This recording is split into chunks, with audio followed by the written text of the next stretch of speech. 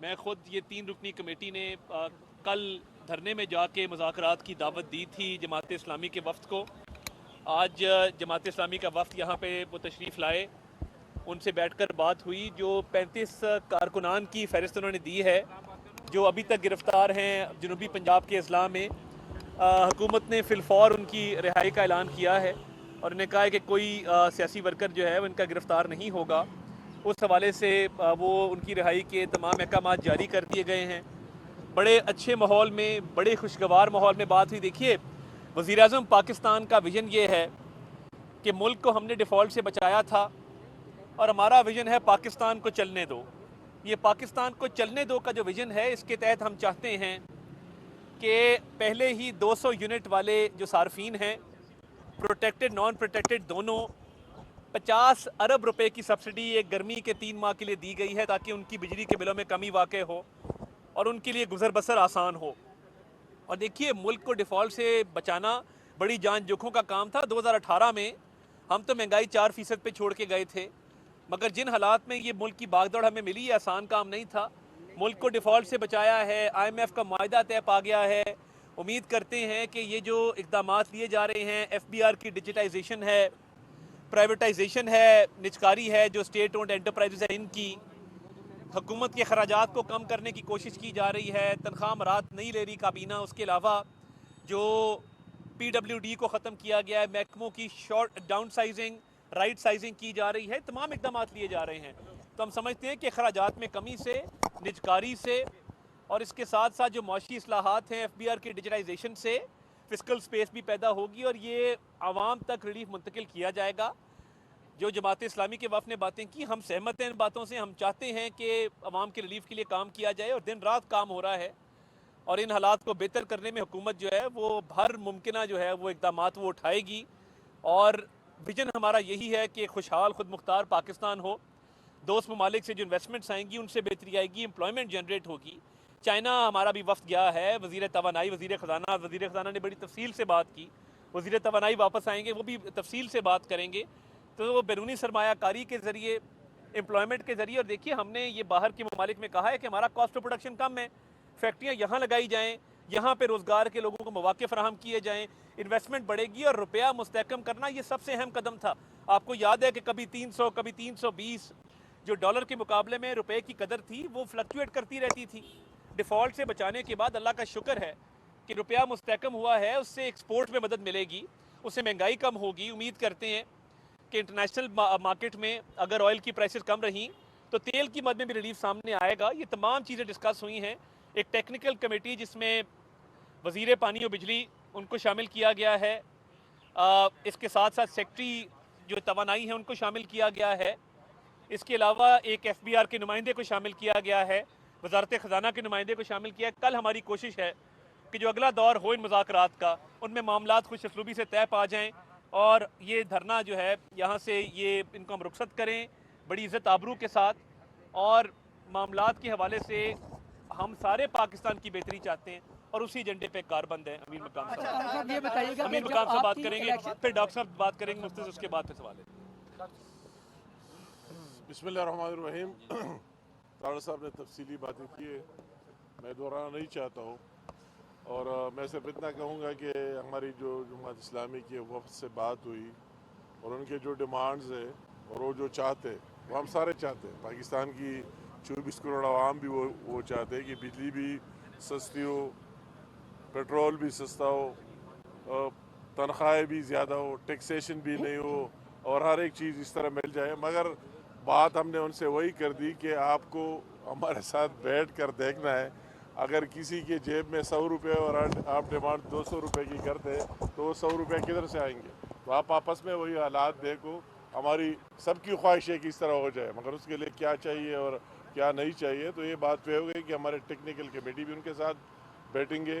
क्या कुछ हो सकता है, हम पहले से हमारी भी ये ख्वाहिश है और हर एक पाकिस्तानी का भी है। हमने कहा कि हम आपकी इस ख्वाहिश का रिस्पेक्ट करते हैं, कदर करते हैं, हम सबकी भी है, मगर अपने हालात को देख कर कि आपका कितना बजट है, किस तरह गवर्नमेंट को रन करना है, किस तरह मामलात चलाने हैं और किस तरह आगे जाना है और कहाँ से कितने टैक्सेशन आना है, कितने हमारे ज़राए और कितना हमारे अखराजात है। वो ज़राए अखराजात आमदन और अखराजात को देख कर इसके बाद फ़ैसला किया जाता है। तो हमने उनको बिल्कुल उस वही एक डिमांड जो तारड़ साहब ने कह दिया, उसके बहुत से लोग रिहा हुए ऑलरेडी, मगर उसने 30-35 की लिस्ट दी कि ये अभी तक रह गए। हमने कहा कि अगर रह गए उनको भी रिलीज़ करा देंगे आज ही। और दूसरी बात वही टेक्निकल बात है, तो हमने कहा कि चलो हमारी टेक्निकल कमेटी आपके साथ बैठ जाएंगी, आप देखेंगे, मगर आपको भी आपकी वही एहतजाज रिकॉर्ड हो गई। हमने भी उनसे दरख्वास्त की कि आपकी एहतजाज सब कुछ रिकॉर्ड हो गया।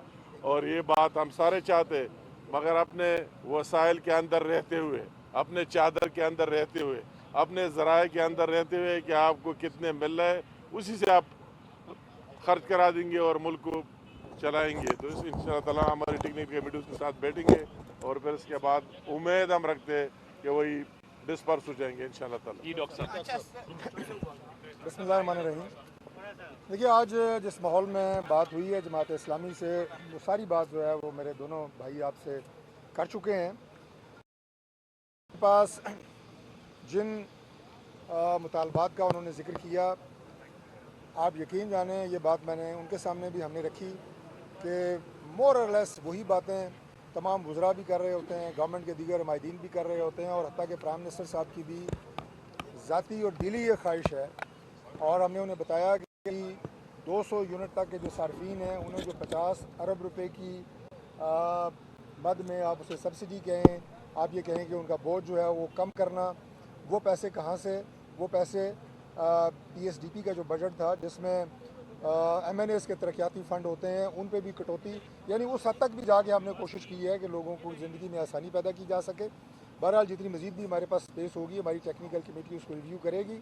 और आज बड़े अच्छे माहौल में बात हुई है। हमारी जमात इस्लामी के हमायदीन से ये गुजारिश है कि मरी रोड जो है वो पिंडी और इस्लामाबाद की मेन आर्टरी है, और पिंडी इस्लामाबाद की अगर आप आबादी देखें तो ये 1 करोड़ से ज़ायद है, और इस तरह की रोड जब ब्लॉक होती है तो उससे ये 1 करोड़ लोग रोज़ाना की बुनियादों के ऊपर मुतासर होते हैं। तो इंशाअल्लाह अगले दौर में जिसमें हमारे टेक्निकल लोग तमाम तर चीज़ें उनके सामने रखेंगे, तो बेहतरी की उम्मीद है ताकि जल्द अज जल्द ये धरना जो है ये यहाँ से ख़त्म हो सके। ताड़ा साहब, ये बताइएगा कि आपकी जो इलेक्शन कैंपेन थी नून लीग की, उसमें ये कहा गया था कि 300 यूनिट आवाम को फ्री देंगे, इस पर पूरी आपकी इलेक्शन कैंपेन जारी रही है।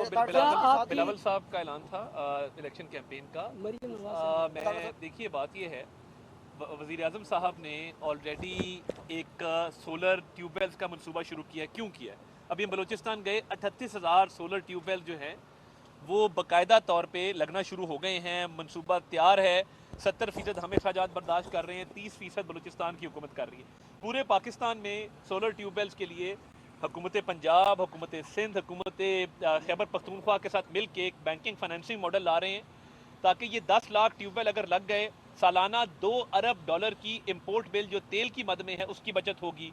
तो ये सोलर की तरफ इसलिए मूव किया जा रहा है ताकि एक रिलीफ मिल सके। बिजली का सिस्टम जो है ओवरबर्डन है, उस पर जो है वो बर्डन कम हो सके। ये सोलराइजेशन के प्रोजेक्ट, ये जो सब्सिडी वाला सारा मामला है, ये इसीलिए किया जा रहा है और Aahista Aahista green renewable energy की तरफ हम मूव कर रहे हैं। तो ये अवाम दोस्त वो इक़दामात हैं जो लिए जा रहे हैं। और 200 यूनिट की हमने बात की, 50 अरब रुपया डेवलपमेंट बजट में से काट के जो दिया है वो सिर्फ इसलिए दिया है कि बिजली के बिलों की मद में रिलीफ मिल सके। ये बताइएगा कि इस्लामाबाद को आपने बंद करके धरने को रावलपिंडी मूव किया, रावलपिंडी के शहरी मुश्किलात में इस वक्त ये बताइएगा जमात इस्लामी की तरफ से स्पेसिफिक कितने मुतालबात आपके सामने रखे गए और जायज़ कितने मुतालबात है, कितनी संजीदा है हुकूमत इनके मुतालबात मानने में, क्योंकि धरना भी जारी है, ख़त्म नहीं हुआ। देखिए, हम सब पाकिस्तानी हैं, सूबों की और शहरों की तफरीक को मैं इस तरह से पोर्ट्रे नहीं करना चाहता। बात यह है कि एक धरना था, उस हवाले से एक लोकेशन लियाकत बाग की तय हुई, लियाकत बाग में ही जलसा होना था। सड़कों पे वैसे भी हम डिस्करेज करते हैं कि शहरियों की ज़िंदगी को जो है वो आसान बनाया जाए। आमद रफ्त में मुश्किलात होती हैं, मरीज़ होते हैं, अस्पताल पहुंचना होता है, लोग अपने रोज़गार की तलाश में निकलते हैं, ज़रिया माश कमाने जो है वो निकलते हैं। तो इसलिए ये अभी उन्होंने साइड पे एक रोड खुली है, कोशिश है कि ये लियाकत बाग के अंदर ही ट्रांसफ़र हो। इसको जल्द इंशाल्लाह ताला जो है वो ख़त्म कर दिया जाएगा। 10 मुतालबात हैं जिसमें ज़्यादातर बिजली के हवाले से हैं, कुछ ज़राअत के हवाले से हैं, कुछ टैक्सेस के हवाले से हैं। तो उस पर टेक्निकल कमेटी कल बैठेगी और उम्मीद है कि कल कोई ना कोई खुश सूबी से इसको मंतकी अंजाम तक पहुँचा दिया जाए। कहा है कि बैनुल अक़वामी माहदे नहीं है, एक जानिब आप कह रहे हैं कि इंटरनेशनल इन्वेस्टर्स आएंगे, अगर इसी तरह धरने और एहतजाजी सियासत की वजह से माहदे मनसूख होते रहे तो international देखिए investors कोई हैं, वो कैसे इस पे पाकिस्तान देखें टेक्निकल, मैं इस पे इसलिए कमेंट नहीं कर रहा कि टेक्निकल कमेटी बनाई है जो बातचीत करेगी। अभी ना कोई हम इस हवाले से ऐलान कर रहे हैं, ना कोई इस हवाले से जो है वो कमिटमेंट कर रहे हैं। जो टेक्निकल मामलात हैं, टेक्निकल कमेटी बैठ के हमारे बैनुल-अक़वामी मामलात को देखते हुए, हमारी कमिटमेंट को देखते हुए उसके मुताबिक कोई ना कोई रिव्यू करेगी। और कितने बजे आपका दोबारा देखिए कल इसी मकाम पे इंशाल्लाह ताला दोपहर 12 साढ़े 12 बजे को टाइम तय हो रहा है। जैसे ही हतमी टाइम तय होगा आपको बता देंगे जी। बहुत शुक्रिया।